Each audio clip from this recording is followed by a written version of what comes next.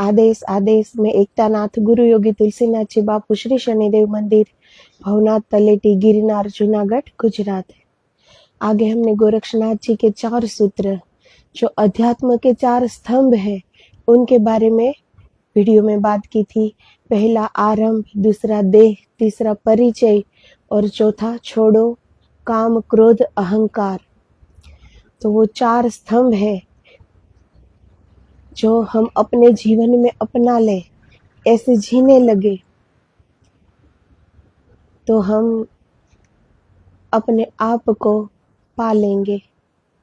तो वो गोरक्षनाथ जी के जो 4 सूत्र हैं उनमें गोरक्षनाथ जी ने अपने सारे जीवन का जो सार था वो बता दिया है। तो अब इनके आगे का श्लोक का आज हम उनके बारे में बात करेंगे। छोड़ो दंड रहो निर्दंड, तजो अल्यगन रहो अबंध। यह दूसरे की निर्भरता छोड़ो, क्योंकि इसी निर्भरता में तुम बंध गए हो। दूसरे के कारण ही तुम्हारा जीवन कारागृह हो गया, दूसरे के कारण ही जीवन में जंजीरें पड़ गई है, दूसरों के ही दीवार है जिसमें तुम घिर गए हो। मुक्त होना है, स्वतंत्र होना है। आकाश जैसी स्वतंत्रता और असीमता चाहिए तो फिर निर्द्वंद होना सीखना पड़ेगा। सहज जुगति ले आसन करो, सहज की साधना सीखो। सहज जुगति वही है असली युक्ति। क्या है सहज की साधना?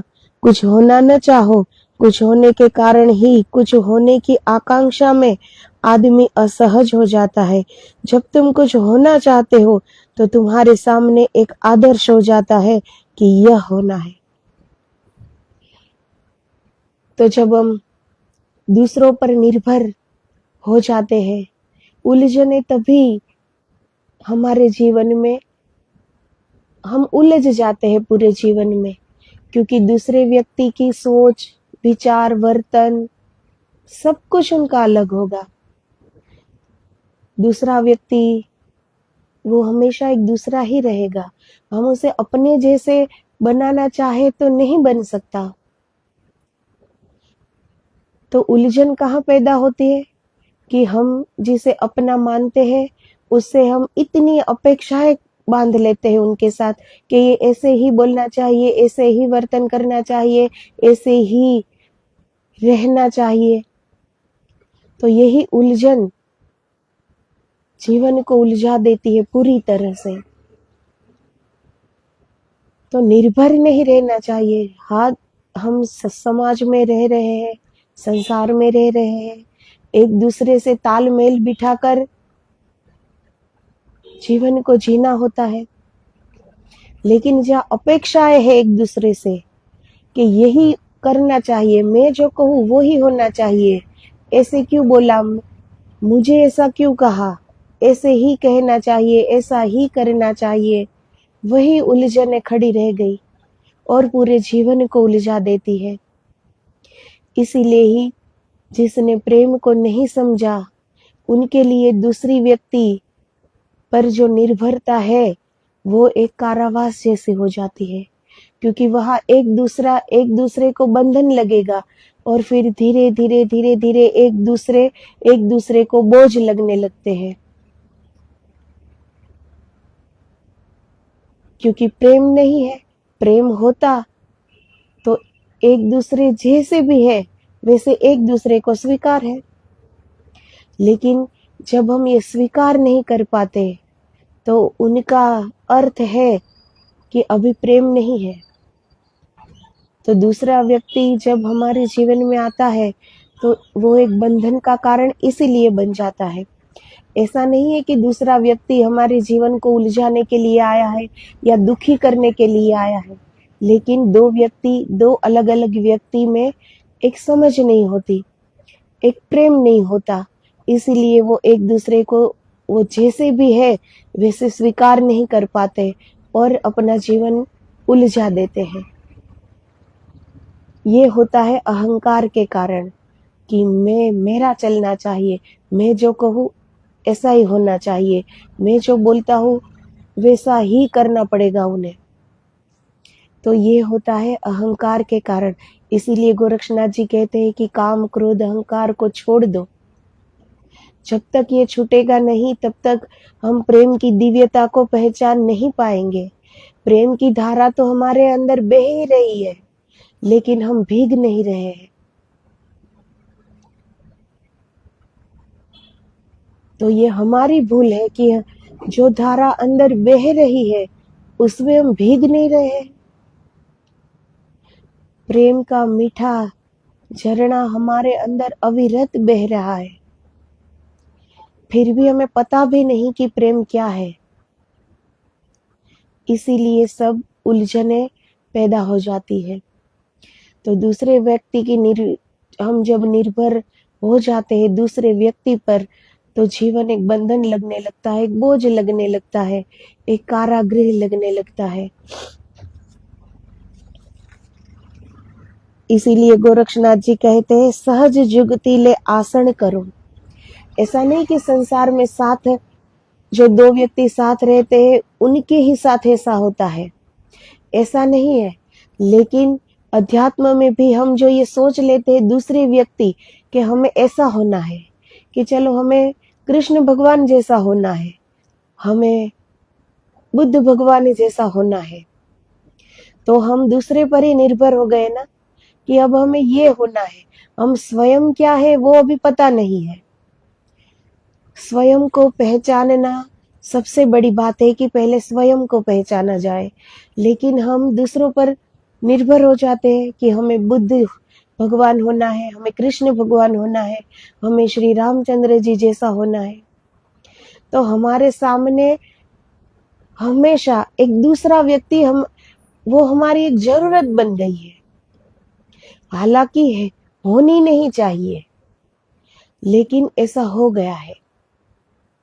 तो ऐसा नहीं है कि संसार में माँ बाप हो, बेटा बेटी, संतान, पति पत्नी हो, उनका ही रिश्ता उलझ जाता है, एक दूसरे को बंधन लगने लगता है, ऐसा नहीं है।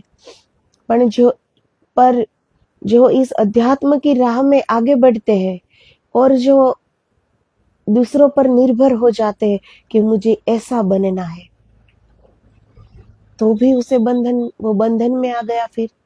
फिर वो सारा कार्य ऐसा करेगा जैसा कृष्ण भगवान कर रहे हैं, जैसा बुद्ध भगवान कर रहे हैं। वो अपने आप को भूल जाएगा। तो अध्यात्म में और आत्मदर्शन के लिए तो स्वयं पे लौटना होता है, स्वयं को जानना होता है। लेकिन हम इसमें भी दूसरे पर निर्भर हो जाते हैं कि हमें ये बनना है, तो और विडंबना हो जाती है, क्योंकि हम अपने आप से और भी ज्यादा अनजान हो जाते हैं। क्योंकि हम जो बनना चाहते हैं उनका अनुकरण करने लगेंगे कि वो क्या कर रहे हैं, वो कैसे बोलते हैं, कैसे रहते हैं, कैसे पूजा करते हैं, कैसे पाठ करते हैं, उन्होंने ईश्वर को कैसे पाया। तो हम उनके जैसा सोचने लगते हैं और खुद को भूल जाते हैं। लेकिन इस राह में तो स्वयं तक आना होता है, स्वयं को पहचानना होता है,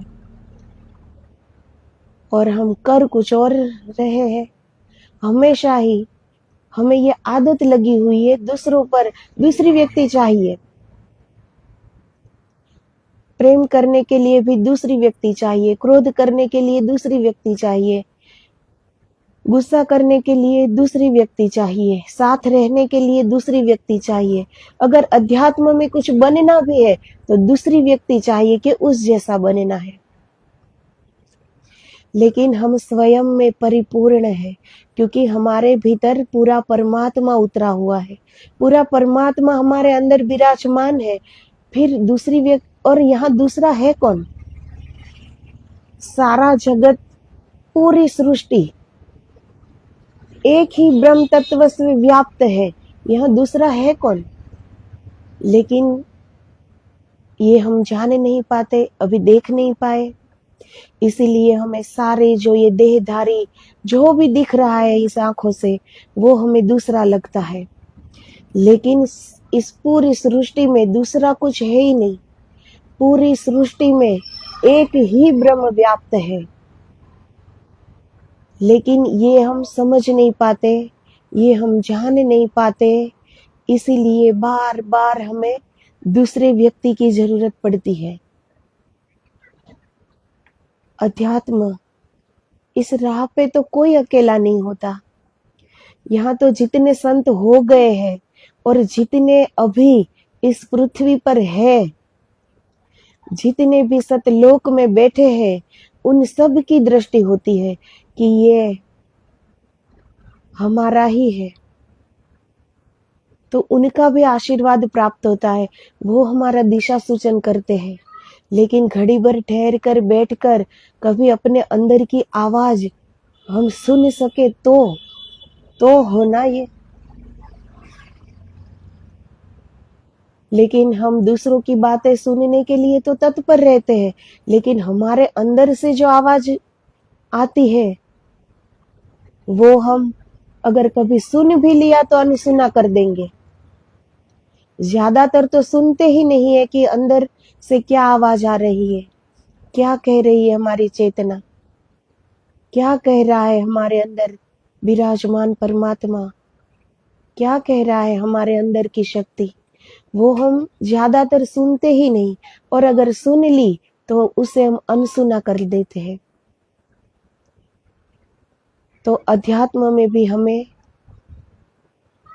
दूसरों पर निर्भर हो जाता है व्यक्ति कि हमें ऐसा बनना है, इसीलिए वो अपने आप को खो देता है, क्योंकि जैसा बनना है उसके जैसे वो जीने लगता है, तो फिर वो स्वयं को भूल जाता है।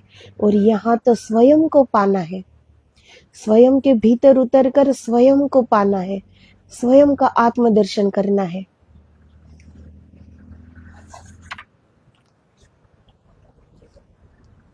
तो सहज की साधना सीखो, सहज जुगति वही है असली युक्ति। क्या है सहज की साधना? कुछ होना न चाहो, कुछ होने के कारण ही, कुछ होने की आकांक्षा में आदमी असहज हो जाता है।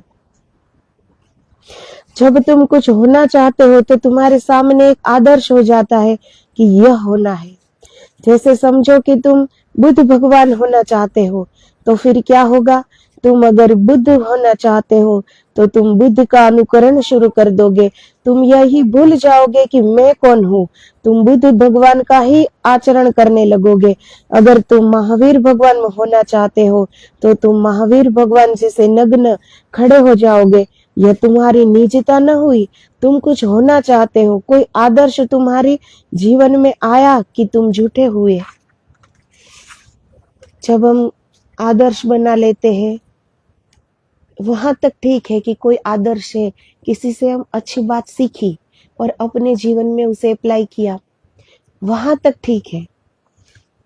लेकिन हम निर्भर हो जाते हैं दूसरी व्यक्ति पर कि हमें अब यही बनना है, बुद्ध भगवान ही बनना है। तो जैसे बुद्ध भगवान ने अनुकरण किया वैसे ही वो करेगा, वैसे ही जैसे वो शांति से बोलते थे वैसे ही बोलने लगेगा, जैसे बुद्ध भगवान कर रहे हैं पूरे दिन की दिनचर्या वैसे ही वो करने लगेगा। तो इससे क्या होगा? वो अपने आप को भूल जाएगा, अपना होना झूठा हो जाएगा। इसलिए बुद्ध भगवान वो भगवान ही है, लेकिन उनके अंदर भी परमात्मा है जो उन्हें भीतर उतर कर देख लिया। फर्क इतना है और हमने नहीं देखा, और तो कोई फर्क नहीं है। जो भी संत हो गए, जिस भी देव ईश्वर ने अवतार धारण किया इस पृथ्वी पर आए, उन सब ने हमें यही सिखाया कि अपने ही भीतर उतर कर अपने आप को पहचानो, अपने आप को पाओ। लेकिन हम हमेशा दूसरा क्या कर रहा है, दूसरा क्या कहेगा, दूसरा क्या सोचेगा, और बनना भी चाहते हैं तो दूसरे जैसा। आजकल तो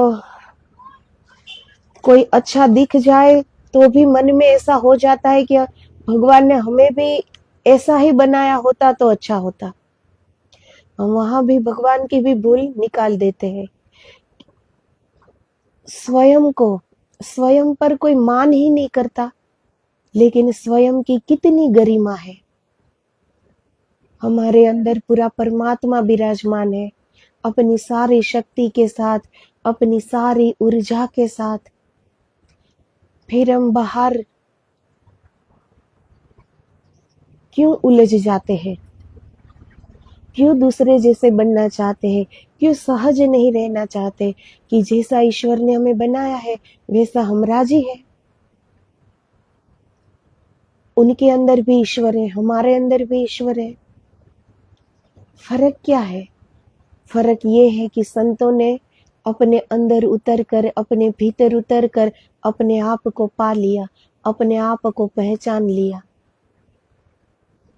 तो ये हमें एक उदाहरण दे रहे हैं, खुद ऐसा जीवन जी के हमें दिखाते हैं कि इस तरह अपने आप को पाया जाता है, इस तरह भीतर उतर के हमें पता चलता है कि हमारी आत्मा ही परमात्मा है, परमात्मा कहीं दूर नहीं है, हमारे ही अंदर है। ऐसा वो जी कर बता जाते हैं, लेकिन पीछे हम क्या करते हैं?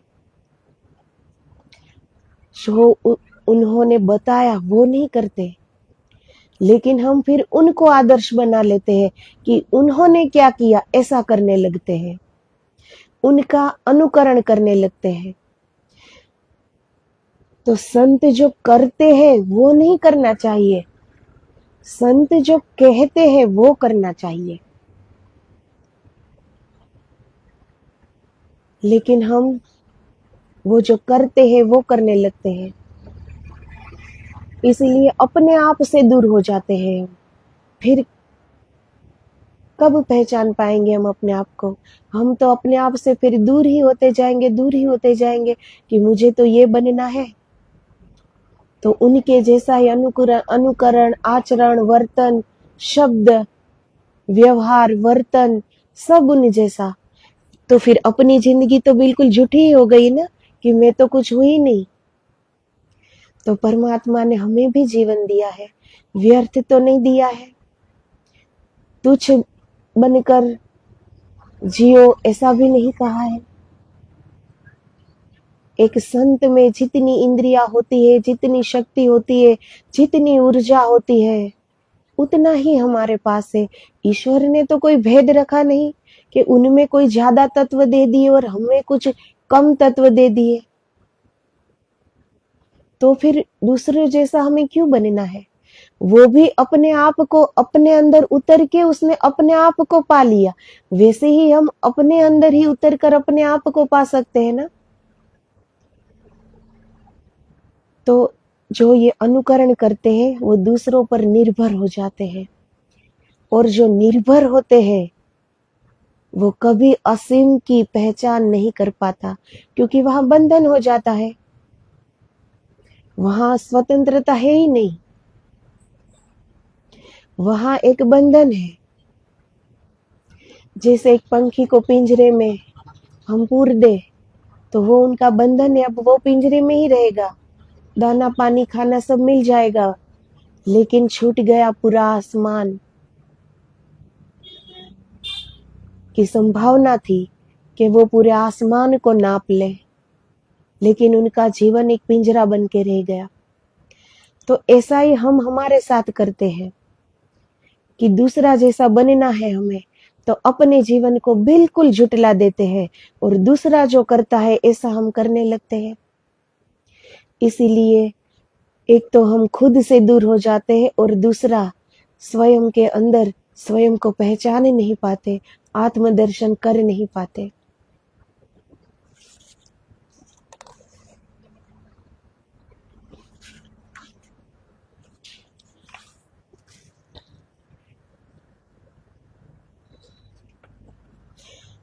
यह तुम्हारी निजता न हुई, तुम कुछ होना चाहते हो, कोई आदर्श तुम्हारे जीवन में आया कि तुम झूठे हो गए। आदर्श के साथ आता है पाखंड। आदर्श का मतलब है भविष्य में कोई एक दूर सितारा है वैसा मुझे होना है, कि महावीर भगवान, कृष्ण भगवान, राम भगवान की बुद्ध भगवान।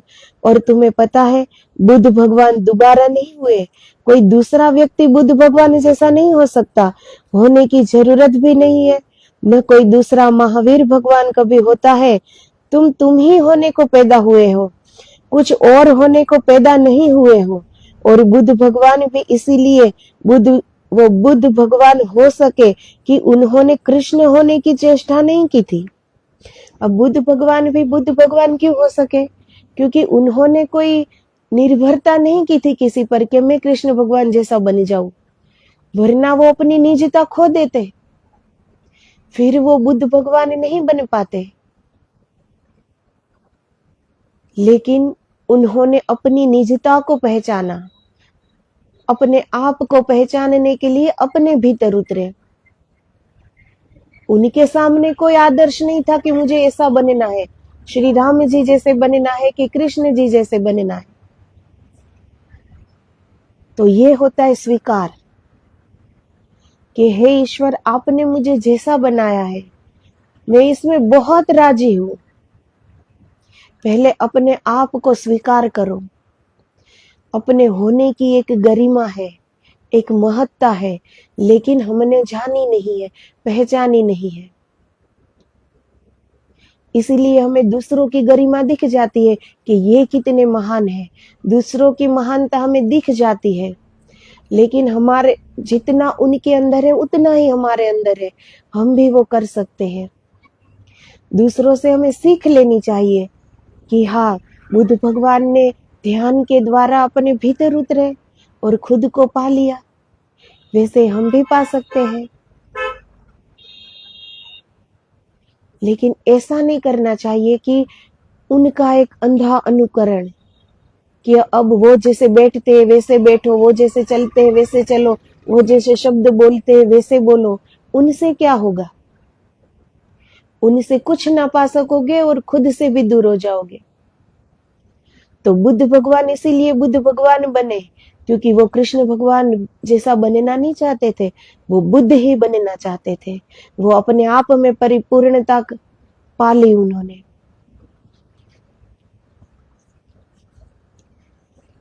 न राम जी होने की चेष्टा की थी, बुद्ध भगवान हो सके क्योंकि अपनी निजता में डूबे।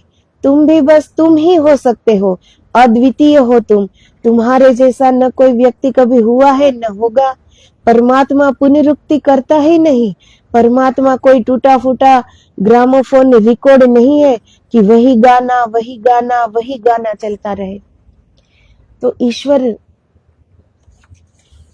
ईश्वर ने सबको एक अद्वितीय बनाया और सब अपने आप में एक अद्वितीय है। क्या हमारे जैसा ही कोई दूसरा हो सकता है? हाँ, थोड़ा चेहरा मिल सकता है किसी के साथ, इतनी बड़ी दुनिया है, इतने सारे लोग हैं, तो किसी के साथ हमारा आंख नाक कान कुछ मिल सकता है, पर क्या एक ही जैसा आचार विचार वर्तन परवरिश, क्या एक जैसा कभी हो सकता है दूसरा व्यक्ति? तो ईश्वर ने सबको एक अद्वितीय बनाया है कि हमारे जैसा दूसरा कोई नहीं है। तो फिर हमें दूसरे जैसा क्यों बनना है, जब ईश्वर ने ही एक स्वतंत्रता दी है हमें और परिपूर्णता भी दी है। हमारे अंदर वो सारी पूंजी है, सारी शक्ति है, सारी ऊर्जा है, जो जिसको हमने खोजने के लिए तैयार होना पड़ेगा। तो हम जब अंदर उतरेंगे तो अपने आप को देखेंगे, पाएंगे, तब पता चलेगा कि इस निजता में ही आत्मदर्शन था, आत्म मुक्ति थी। आत्मा तो स्वतः मुक्त ही है, लेकिन जीते जी जो मुक्ति मिल जाती है वो भीतर उतरने से ही मिलेगी। मुक्ति का अर्थ ये नहीं होता कि मृत्यु हो गई और फिर बाद में हमारा जन्म न हो, ये कोई मुक्ति है। मुक्ति तो जीते जी होती है कि हर सुख से, हर दुख से, हर द्वंद से हम ऊपर उठ जाए। जो भी परिस्थिति है, जो भी हालात है, सुख हो दुख हो कुछ भी हो, लेकिन हमारी स्थिति में कोई फर्क न पड़े, उसे ही कहते हैं मुक्ति।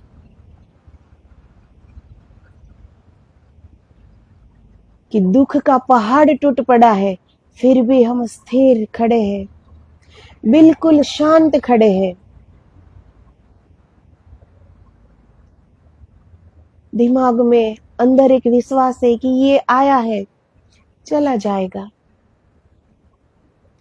और कितना भी सुख हो, सारी धन संपदा पास हो, उसमें भी वो ही स्थिरता, वो ही शांति।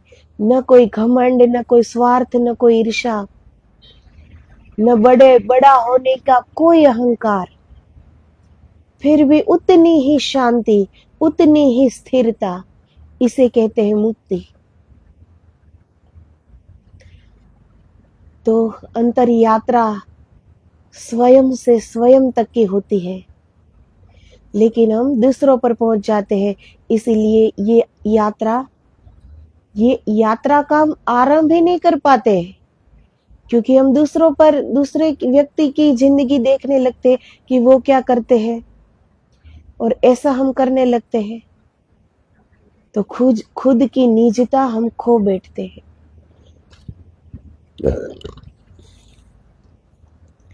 परमात्मा नित्य नूतन है, प्रवाहमान है, गतिशील है। कोई गंदा डबरा नहीं है भरा हुआ कि सड़े और कीचड़ पैदा हो। बहाव है, प्रवाह है, गंगा है, वही जाती है। असहजता पैदा होती है आदर्श से।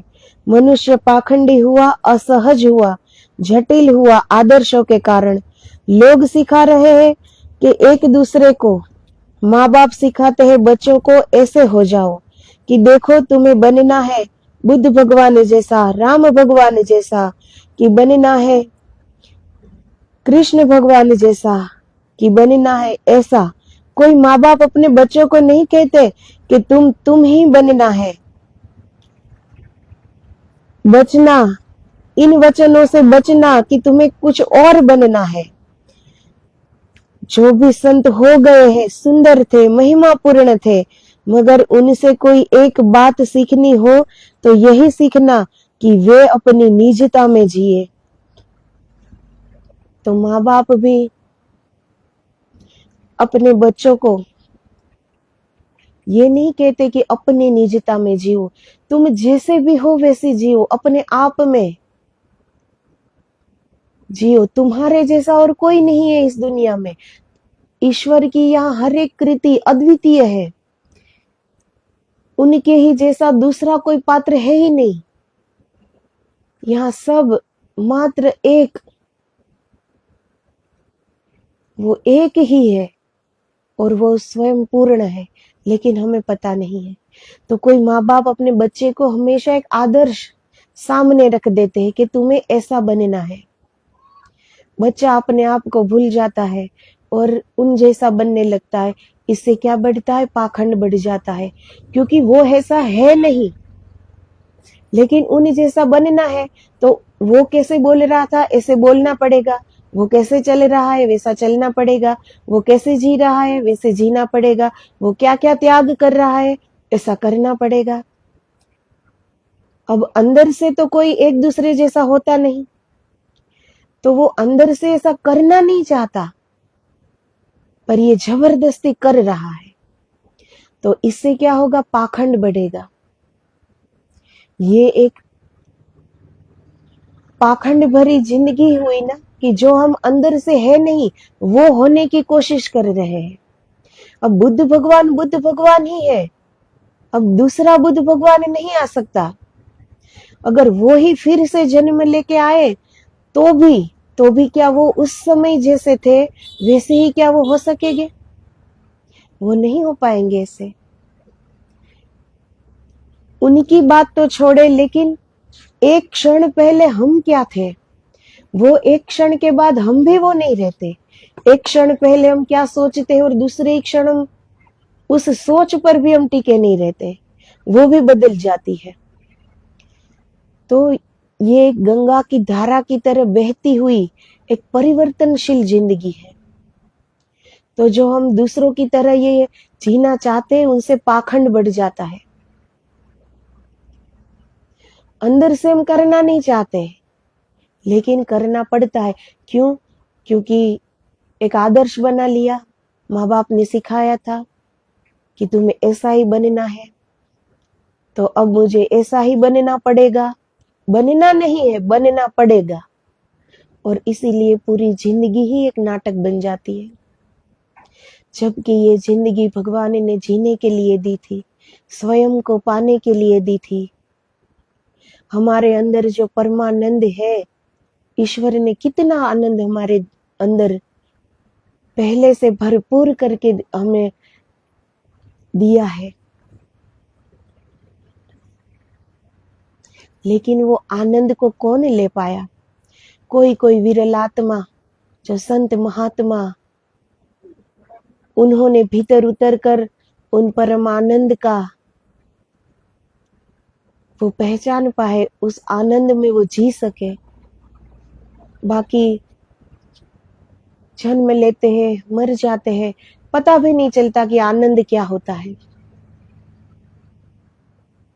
लेकिन हमारी समझदारी कितनी है कि हमें जो चीज, मन को जो चीज चाहिए वो हम ले लेते हैं और खुश हो जाते हैं कि भाई यही खुशी है, यही सुख है। आनंद को पाने की तत्परता किसी में नहीं है, वरना वो छोटी बातों से खुश हो ही नहीं सकता। तो फिर वो भीतर उतरता, किसी के कहने की राह थोड़ी देखता। तो परमानंद हमारे अंदर है, लेकिन हमें उसका पता ही नहीं। और व्यर्थ की जो छोटी छोटी चीजें इकट्ठी करते हैं, छोटे छोटे जो सपने देखते हैं और वो पूरे हो जाते हैं, और हम खुश हो जाते हैं कि यही हमारी खुशी है, यही हमारा सुख है।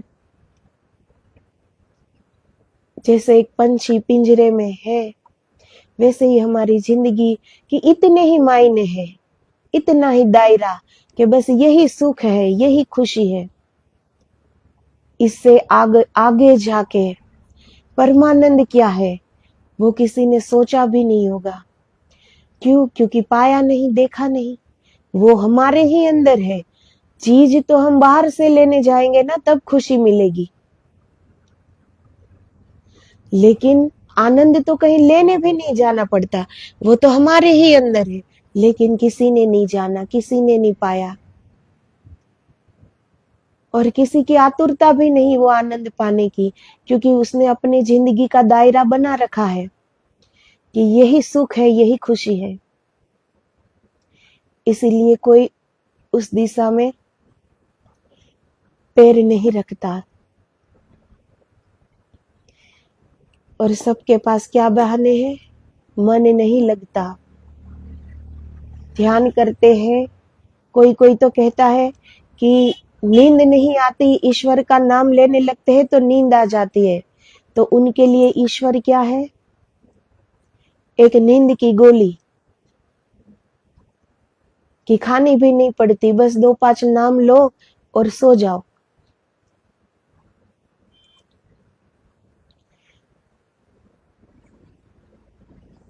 ईश्वर हमें जगाने के लिए है, ईश्वर हमें सुलाने के लिए नहीं है।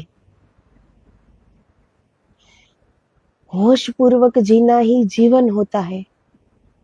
जैसे हम सो जाते हैं तो वो एक प्रकार की मृत्यु ही है, वैसे हम सोकर उठते हैं और अपनी निजता को भी हमने देखा नहीं, पाया नहीं, तो हम उठकर भी मृत ही है। ये तो हम मानते, ये हम स्वयं मान लेते हैं कि चलो हम उठ गए और हम जीवित है, ये तो हमारा मानना है ना। लेकिन जीवित वही लोग होते हैं जिन्होंने भीतर उतरकर अपने आप को देखा, अपने आप को पाया, आत्मदर्शन किया, इस ब्रह्म तत्व का पसारा देखा, अंदर कितनी शाश्वत शांति है, उनमें लीन हो गए, कितना परमानंद है, इनमें मगन हो गए। जीवित वो लोग हैं। तो जिस भी संतों ने ये किया, सही मायने में वो ही जीवित है। बाकी तो हम सब सिर्फ मान रहे हैं कि हम जीवित हैं।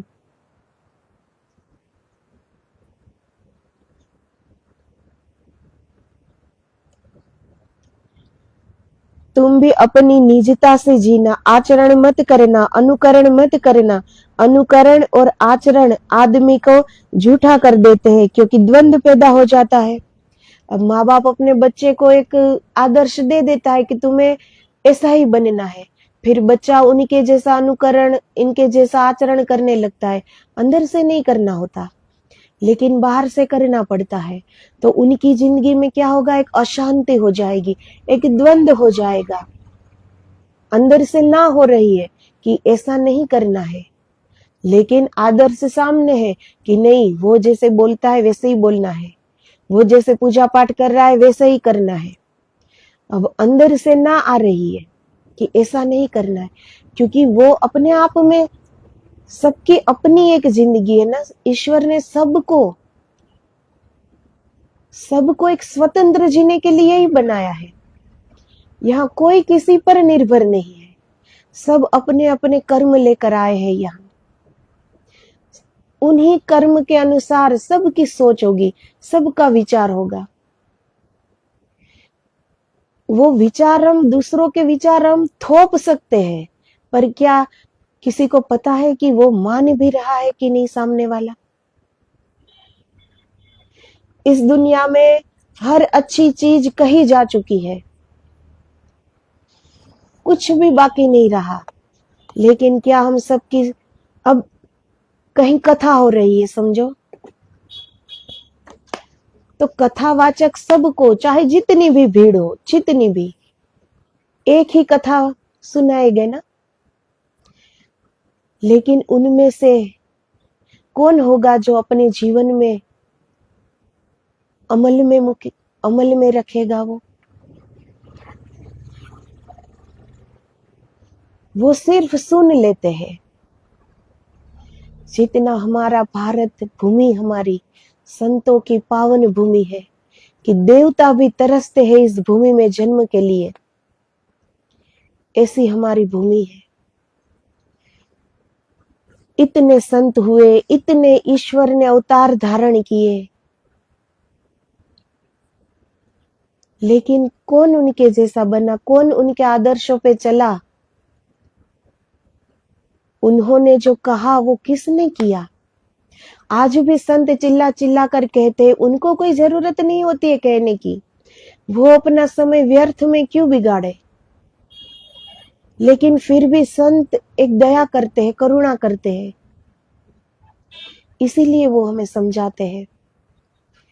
लेकिन सबकी अपनी सोच होती है।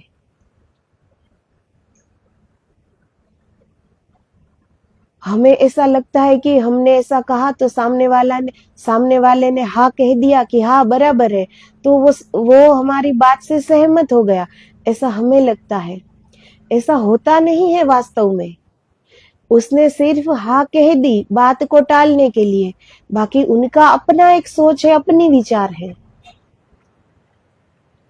और वो अपनी विचार को कभी भी झुटला नहीं सकता। वो हमारे विचार को कभी दिल से नहीं अपनाएगा, क्योंकि जन्म से ही उनका विचार अपने साथ है। और हम तो 2 घड़ी किसी की बात सुन लेते हैं, तो 2 घड़ी में तो कुछ घटित नहीं होता।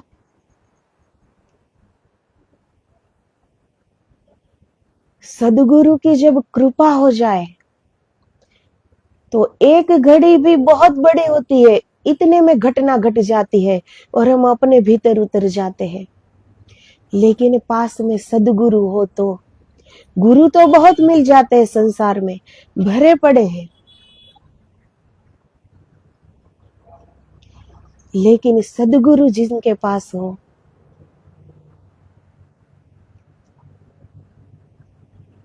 जिनके पास खुद की अनुभूति हो, अगर वो हमें कहे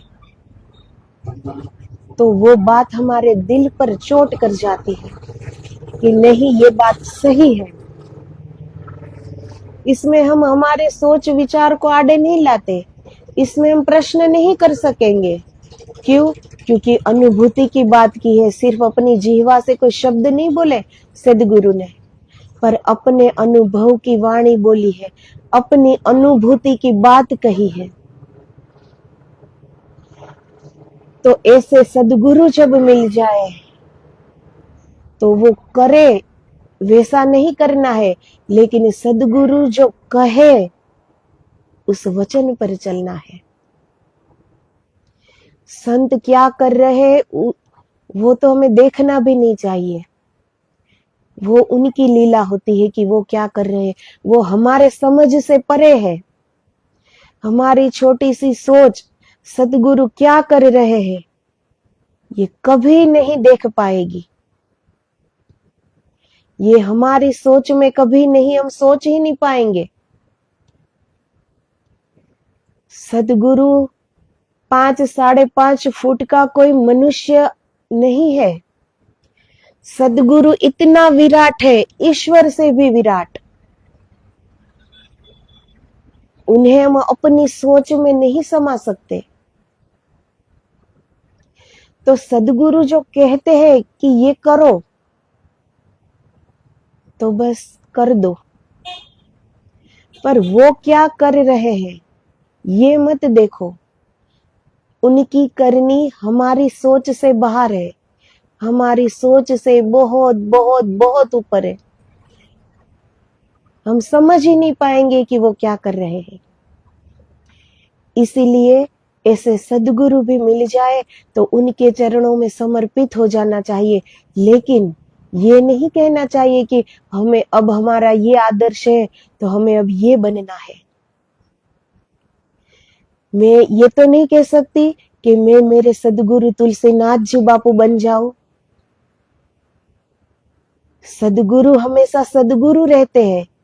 मैं करोड़ों जन्म ले लूं फिर भी नहीं बन सकती, और कोई नहीं बन सकता।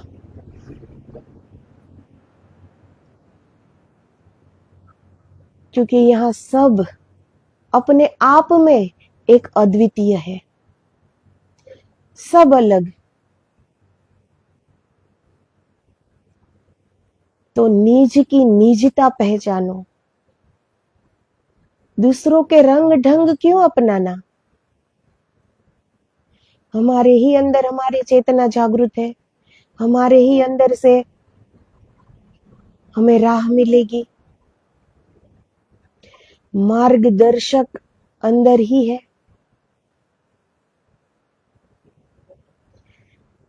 तत्परता हो, उत्कंठा हो तो सदगुरु की कृपा बरस रही है, लेकिन कोई भीगने को तैयार नहीं। सब अपना छाता लेके खड़े हैं कि मैं हूं। इसीलिए उस बारिश में कोई भीगता नहीं, वरना वो तो करुणा करने के लिए ही इस पृथ्वी पर इस शरीर का चोला धारण करके आए हैं। उन्हें कोई जरूरत नहीं है इस संसार में आने की। वो एक परमानंद में मगन रहते हैं। उन्होंने तो वो जान लिया कि वो कौन है, और वो उन तत्व में मिल भी गए, उनमें परमेश्वर में ही विलीन हो गए। फिर क्यों उसे आना पड़े। लेकिन वो संतों की करुणा है, उनकी कृपा है कि वो वापस आते हैं, कि वो हमें बता सके, हमें समझा सके, हमें राह दिखा सके।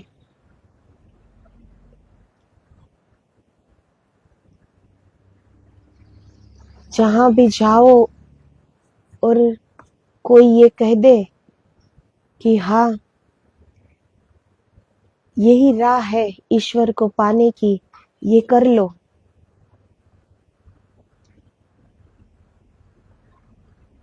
तो 2 घड़ी सोचना। कोई बोल दे कि मैंने देखा है,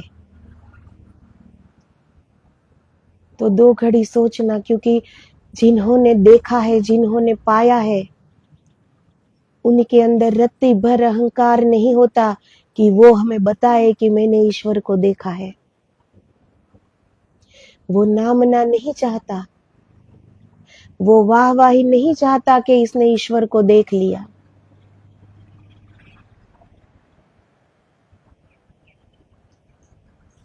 सच्चे सदगुरु कहते हैं कि मैं भी चल रहा हूं, तू भी उंगली थाम ले।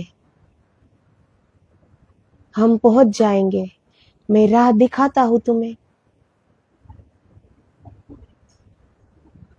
इस मार्ग से जाया जा सकता है, चलो साथ चलते हैं। तो सदगुरु में रत्ती भर अहंकार नहीं होता कि वो उनकी जितनी प्राप्ति है वो दूसरे लोगों को बताते फिरे, क्योंकि ये बताने की बात नहीं है, ये अनुभूति की बात है। ये शब्द द्वारा बता ही नहीं जाती कि कोई बता दे। अब कोई कहे कि ईश्वर ऐसा है, क्या हम पूरे ईश्वर को, इतनी विराटता को अपने शब्दों में समा पाएंगे?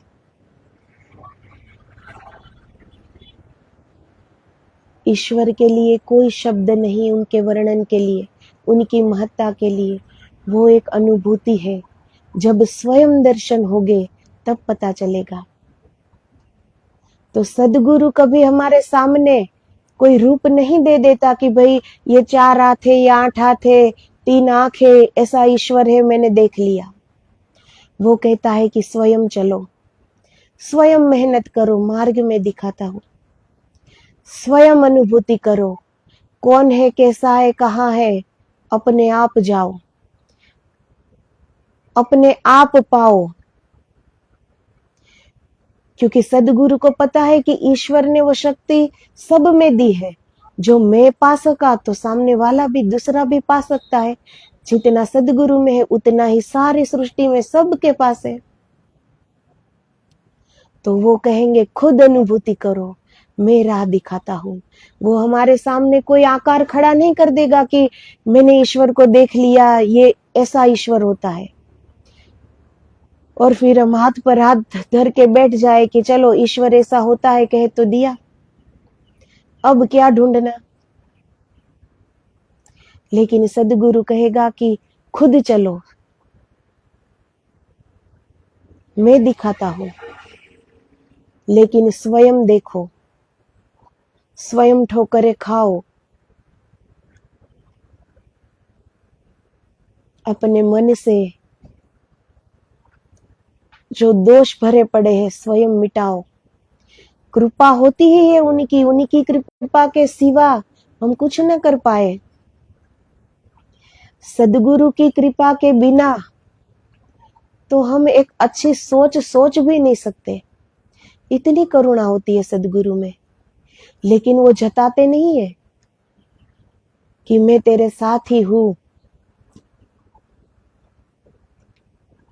वो फिर भी कहेंगे कि मैं तुम्हें राह दिखाता हूं, जाना तुम्हें स्वयं होगा, तुम जाओ। लेकिन वो हर पग पग पर, डग डग पर सदगुरु हमारे साथ होते हैं। उनका आशीर्वाद, उनका कृपा, उनकी करुणा वो हमारे साथ होती है। लेकिन वो जताते नहीं कि तूने ये जो पाया, यहाँ तक की मंजिल जो तुमने तय किया है, इतना रास्ता, उनमें मेरी कृपा थी, मेरा आशीर्वाद था, मैं साथ में था। क्योंकि सदगुरु में मैंपन कहीं भी नहीं होता। मैंपन गया, इसीलिए तो वो परमात्मा हो गए। तो उसमें मैंपन कहीं है ही नहीं कि वो कहे कि मैं तुम्हारे साथ था। लेकिन वो हमारे साथ ही होते हैं। इस राह में कोई अकेला नहीं होता। इस राह में सारे जो संत हो चुके और जो अभी है, उनकी ऊर्जा, उनकी करुणा, उनकी कृपा अविरत निरंतर बरस रही है। लेकिन हम तक पहुंच नहीं पाती। क्यों? क्योंकि हमारा पात्र उल्टा है। लेकिन हम अपना पात्र सीधा कर दे, तत्क्षण भर जाएंगे। तो इनके लिए आरंभ करना पड़ेगा कि मन के दोषों को हटाओ, भीतर उतरने की कोशिश करें, बहिर्मुखता को छोड़कर अंतर्मुखी होने की कोशिश करें। इच्छाओं, आकांक्षाओं, उनकी एक सीमा रेखा करिए, क्योंकि उनकी कोई सीमा होती ही नहीं। तो धीरे धीरे धीरे धीरे मन एकाग्र होगा धीरे धीरे हम भीतर उतर पाएंगे। ये कोई यकायक नहीं हो जाएगा, लेकिन शुरुआत तो करनी पड़ेगी ना। तो गोरक्षनाथ जी क्या कहना चाहते हैं इस श्लोक के द्वारा? कि ईश्वर ने सबको अद्वितीय बनाया है, अपने आप में परिपूर्ण, उनके जैसा यहाँ कोई नहीं है। अब हम कह दे कि श्री राम जी जैसा बनना है तो नहीं बन पाएंगे। श्री राम जी एक ही है, लेकिन हमें श्री राम जी क्यों बनना है? हम जैसे हैं हमारे ईश्वर ने बनाया है हमें, हम जैसे भी है हमारे ईश्वर हमारे अंदर है। हमको भी सारी शक्ति सारी ऊर्जा दी है, हमको भी इतनी ही इंद्रिया दी है, सब कुछ दिया है, भरपूर किया है। तो किसी और के जैसा क्यों बनना है?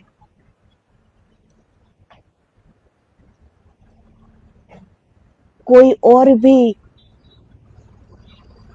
परमात्मा जैसा हो गया। संत में कोई भेद नहीं होता। जो संत भीतर उतर कर उसने अपने आत्म दर्शन पा लिया, वो सारे एक ही हो गए। वहां भेद होता ही नहीं कि ये अलग संत है वो अलग संत है, वो सब एक ही है। सिर्फ हमें इस शरीर में अलग अलग लगते हैं, क्योंकि अभी हम शरीर देख रहे हैं ना, इसीलिए। बाकी जो वहां पहुंच गया वो सारे परमात्मा में विलीन हो गए। लेकिन अभी हम शरीर भाव में जी रहे हैं, इसीलिए हम शरीर में देखते हैं उनको। हम सदगुरु को भी शरीर में दिखते हैं कि ये हमारे गुरु जी है और ये शरीर है। सदगुरु शरीर नहीं होता।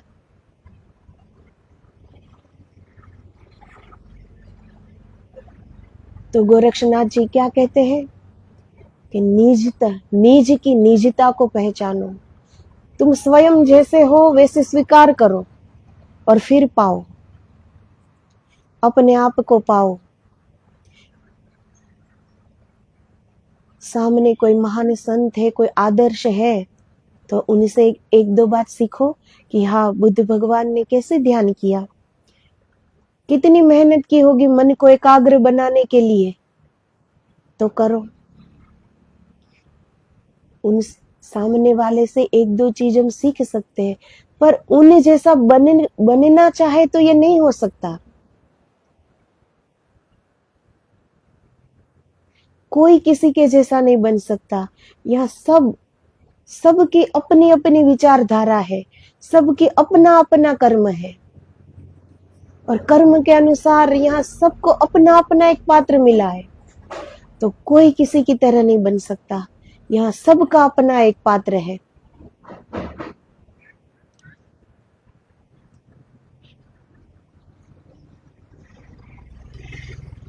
तो तुम भी अपनी निजता में जीना, आचरण मत करना, अनुकरण मत करना। अनुकरण और आचरण आदमी को झूठा कर देते हैं, क्योंकि द्वंद्व पैदा हो जाता है। तुम कुछ हो, कुछ थोपते हो, तो दोहरी बात हो जाती है। हो कुछ, करते कुछ हो कुछ, बोलते कुछ हो। तुम्हारे कपड़े कुछ, तुम्हारी आत्मा कुछ। तुम्हारे बाहर भीतर के रंग में भेद पड़ जाता है। तुम्हारे भीतर खंड हो जाते हैं, और खंडित हो जाना असहज है। तो जब हम दूसरे जैसा बनना चाहते हैं, तो ये हम अपने आप पर थोपते हैं। ऐसा हम होना नहीं चाहते कि वो जैसे कपड़े पहनते हैं वैसे ही हमें पहनना है, वो जैसे बोलता है वैसे ही बोलना है, वो जैसे चलते हैं वैसे ही चलना है, वो जो खाता है वही खाना है। तो वो हमें अंदर से नहीं करना होता, लेकिन हम अपने आप पर वो थोपते हैं, वो बात जबरदस्ती थोपते हैं कि अब ये करना ही है। तो हम अंदर से अशांत हो जाते, द्वंद्व खड़ा हो जाता है, एक भारी युद्ध चलता है, हमारे ही अंदर युद्ध चलता है फिर, क्योंकि करना कुछ और है और कर कुछ और रहा है। तो सहज का अर्थ होता अखंड जीना। तुम जैसे हो वैसे ही जियो। जरा सोचो इस बात को, यह बहुत बहुमूल्य बात है। तुम जैसे हो बस वैसे जियो। तुम सारी दुनिया को अपनी वस्तु स्थिति में वाकिफ हो जाने दो, तुम अपने को उघाड़ दो, तुम कह दो कि ऐसा मैं हूं, यह मेरी नियति, ऐसा मुझे परमात्मा ने बनाया, उसकी ऐसी मर्जी। स्वीकार करे दुनिया तो ठीक, अस्वीकार करे तो भी ठीक। जब तुम चाहोगे कि दुनिया मुझे स्वीकार करे ही, तब यह अड़चन शुरू होगी, तब यह होगा कि दुनिया जैसा चाहेगी वैसा तुम्हें होना पड़ेगा। अब हमारे अंदर वो एक द्वंद्व जारी है कि पूरी दुनिया में स्वीकार कर ले।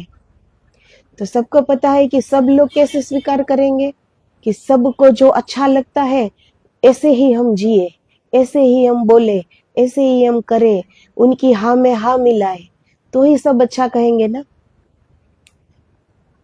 लेकिन वो भी छोड़ दो, जैसा भी ईश्वर ने बनाया है मैं ऐसा हूं, यही सबके सामने रखो कि मैं ऐसा ही हूं, मेरे कर्म के अनुसार ईश्वर ने मुझे ऐसा बनाया है और मुझे स्वीकार है। फिर हमें दुनिया स्वीकार करे कि अस्वीकार करे, उससे कोई फर्क नहीं पड़ना चाहिए। जब तुम चाहोगे कि दुनिया मुझे सम्मान दे तो अड़चन शुरू होगी, क्योंकि दुनिया सम्मान देगी अपनी शर्त के आधार पर। उसकी शर्तें पूरी करोगे तो सम्मान देगी, उसकी शर्तें अगर पूरी नहीं हुई तो असम्मान करेगी। तो दुनिया का तो यही दस्तूर है, उनकी कही करो तो मान देंगे, उनकी गलत बात पर भी उसकी हाँ में हाँ मिला लो तो वो मान देंगे। लेकिन अगर तुमने अपना दृष्टिकोण रखा कि ऐसा नहीं ऐसा होता है, तो तुरंत ही अपमानित हो जाओगे। तो अगर तुम्हें दुनिया को कुछ दिखाने के लिए कुछ कर रहे हो, तो फिर अपना ही जीवन खंड खंड हो जाता है, क्योंकि वो हमें करना नहीं होता, करना पड़ता है। क्योंकि तो हमें दुनिया अच्छा कहे, हमें मान दे, हमें सम्मान दे, तो दुनिया जिस तरह हमें देखना चाहती है वैसा हम बन जाए। लेकिन ऐसा नहीं करना चाहिए। हम खुद क्या बनना चाहते हैं, हमारी भलाई किस में है। हम भगवान ने हमें मानव रूप में भेजा है यहाँ, हमारी मानवता क्या कहती है। ईश्वर ने हमें बुद्धि दी है, सद्बुद्धि दी है, उससे सद्विचार करके ये सोचना चाहिए कि हमें क्या करना है। दुनिया को अच्छा लगे कि ना लगे वो नहीं सोचना चाहिए, लेकिन सत्य क्या है इस पथ पर चलना चाहिए। हमारे कर्म हमें ही भुगतने पड़ेंगे। दुनिया को राजी रखने से या दुनिया का मान सम्मान लेकर हम उनकी झूठी बात पे भी हाँ मिला दे कि हाँ हाँ यही सही है, आप तो झूठ कह ही नहीं सकते, आपकी तो हर बात सही। इससे दो पल की सामने वाला आपसे खुश हो जाएगा, लेकिन वो कर्म बंधन जो चढ़ गया वो किसे भुगतना होगा, वो हमें भुगतना होगा। वो तो कोई दुनिया तब तो बीच में नहीं आएगी ना कि भाई तुम्हारा आधा मैं भुगत लूंगा। तो यहाँ सबको ईश्वर ने बुद्धि दी है, उससे सद्विचार करे कि करना क्या है। मानव है हम, हमारी मानवता क्या कहती है। मानवता के गुण क्या है, दया, धर्म, क्षमा, विवेक, नम्रता, शीलता, पवित्रता, सत्यता, ये सब गुण होते हैं ना, और इसी में ही जीना चाहिए।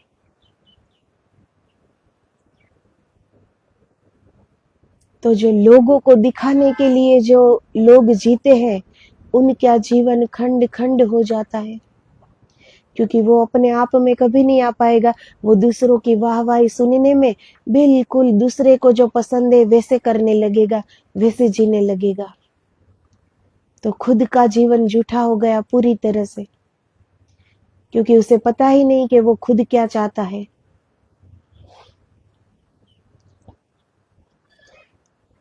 और दुनिया मान सम्मान अपनी शर्त पर देती है ना, उनकी अपनी एक शर्त होती है कि हमारी हाँ में हाँ मिलाओ तो ही तुम दोस्त, तो ही मान, तो ही सम्मान।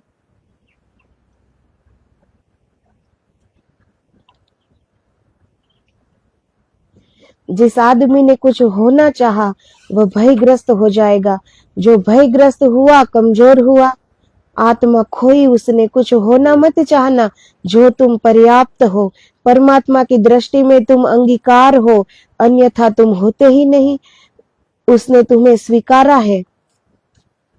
अगर परमात्मा ने हमें स्वीकार नहीं किया होता तो हम मरने जाते क्या हम?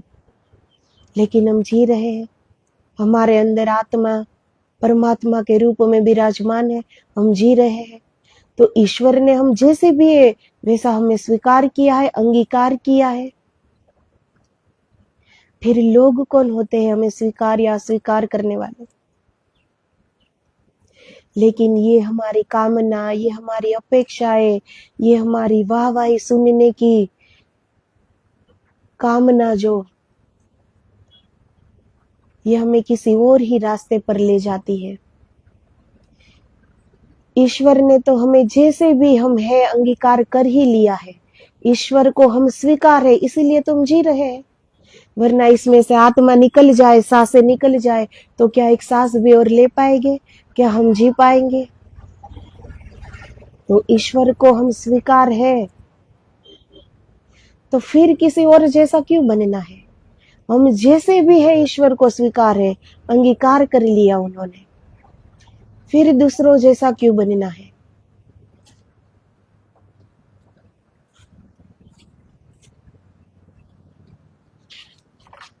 तो आज ये श्लोक, छोड़ो द्वंद रहो निर्द्वंद, तजो अलिंगन रहो अबंध।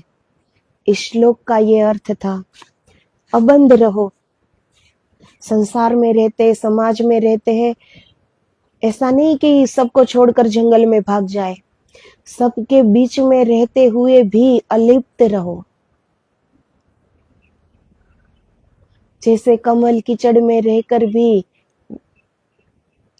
वो ऊपर रहता है, उन पर कीचड़ नहीं लगता, वो न्यारा रहता है। ऐसे रहना चाहिए। सबके साथ, सब अपने परमात्मा का बनाया हुआ है, सबको मेरे प्रभु ने बनाया है, बस वो भाव। लेकिन इसमें उलझो मत, तो बंधन नहीं होगा। जैसे ईश्वर हर जगह मौजूद है, मानो तो हर जगह मौजूद है और न मानो तो कहीं भी नहीं।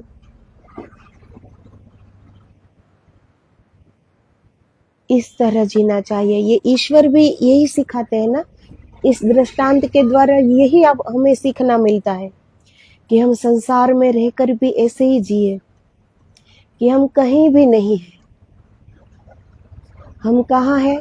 हम अपने आप में, हम अपने अंदर, अपने आप में, अपनी अंतर ज्योति में विराजमान।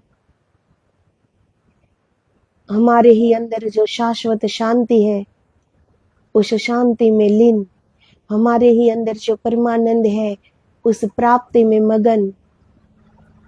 सबके साथ रहते रहते हुए भी सबसे अलिप्त रहे, तो धीरे धीरे मोह में नहीं बंधेंगे, बंधन नहीं लगेगा। फिर जहाँ बंधन हो जाता है वहाँ स्वतंत्रता नहीं रहती, और जहाँ स्वतंत्रता नहीं रही वहाँ फिर समझो कि उड़ने के लिए वो पाखें ही काट दी हमने स्वयं अपने हाथों से।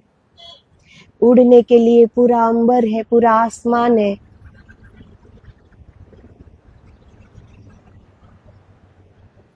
तो सब कुछ हमारे भीतर है। आदर्श हमेशा परमेश्वर, परमात्मा होना चाहिए, कोई व्यक्ति नहीं। व्यक्ति तो ईश्वर ने सब एक जैसे बनाया है, किसी ने भेद नहीं, थोड़ा भी भेद नहीं रखा ईश्वर ने कि बुद्ध भगवान में कुछ अलग दिया, कृष्ण भगवान में कुछ अलग दिया, राम भगवान में कुछ अलग दिया, संतों सदगुरु को कुछ अलग दिया और हमें कुछ अलग दिया। ऐसा नहीं है, सबको एक सा दिया। लेकिन जिसे करना था वो पा गए, अपने भीतर उतर कर पा गए। तो उन्हें जैसा हम नहीं बन सकते, लेकिन वो हमें पाकर ही बताते हैं कि हम भी अपने ही भीतर उतर कर आत्मदर्शन पाया है, अपने आप को पाया है। तो तुम भी अपने ही भीतर उतर कर अपने आप को पाओ, दूसरों जैसा मत बनो। ये मत सोचो कि मुझे ऐसा बन जाना है, नहीं, तुम जैसे हो परिपूर्ण हो, जैसे भी हो ईश्वर ने बनाया है, जैसे भी है ईश्वर ने हमारा अंगीकार किया है, इसीलिए तो जी रहे हैं। ईश्वर ने हमें स्वीकार किया है, तो हम स्वयं को भी स्वीकार कर ले और अपनी निजता में अंदर उतरे और अपने स्वयं को पहचाने। तो आदेश आदेश, जय गुरुदेव, जय गिरनारी।